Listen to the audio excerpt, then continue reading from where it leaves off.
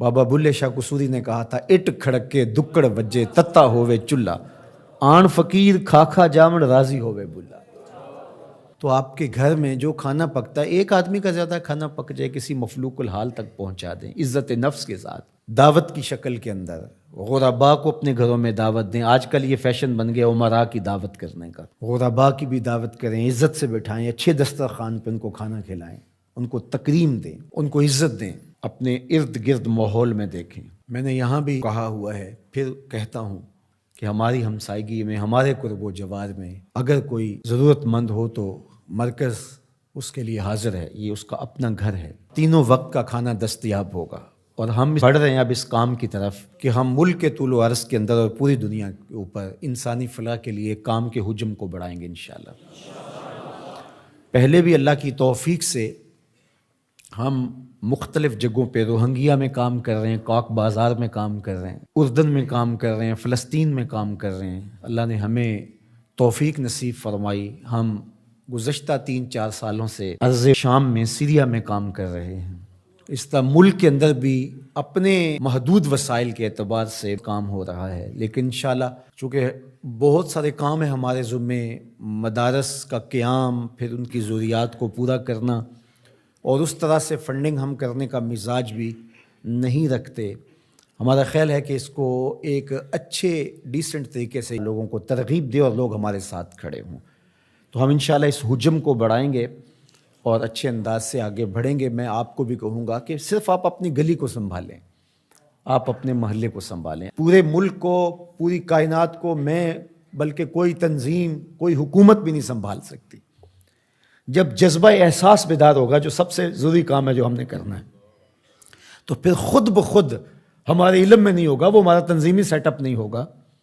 وہ ہمارے نظم سے جڑی ہوئی چیز نہیں ہوگی، لیکن ہماری ترغیب سے تو یہ ہو۔ تو اس طرح لوگوں کے دکھ بانٹیں، لوگوں کے درد بانٹیں، سسکتی انسانیت کی مدد کریں، آپ کا رب باپ پہ بڑا راضی ہوگا۔ ادخال السرور فی قلب المومن عبادہ،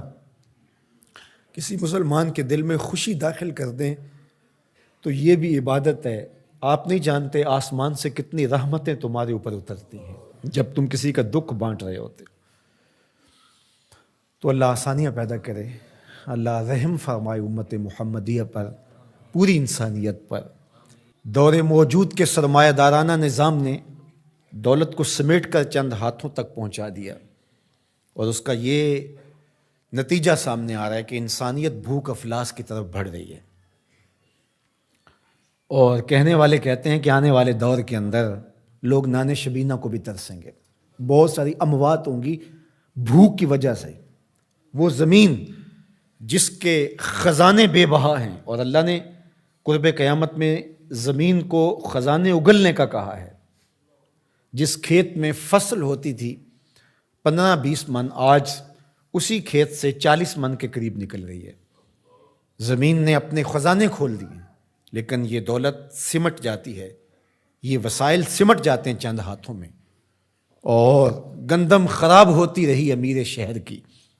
گندم خراب ہوتی رہی امیر شہر کی،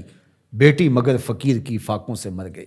تمام عمر جو اہل زر کی خلعتیں بنتے رہے،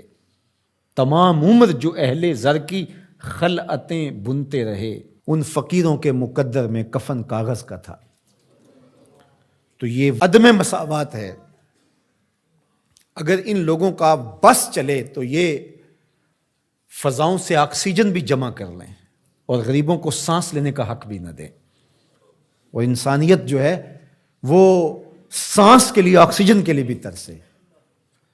لیکن میرے رب نے یہ ان کے کنٹرول میں نہیں دی۔ تو یہ جو ارتکاز زر ہے، یہ قوموں کے لیے بربادی کا سبب ذریعہ ہوتا ہے، اور یہ سرمایہ دارانہ نظام جو گزشتہ کئی عشروں سے چل رہا ہے، اس کے نتائج اب آپ کے سامنے آ رہے ہیں، اور کتنے لوگ پوری دنیا کے اوپر بھوک اور افلاس کے ساتھ سسک سسک کے مرنے کے لیے تیار بیٹھے ہیں۔ اللہ جل شانہ اپنی عنایتوں کا حظ وافر عطا فرمائے۔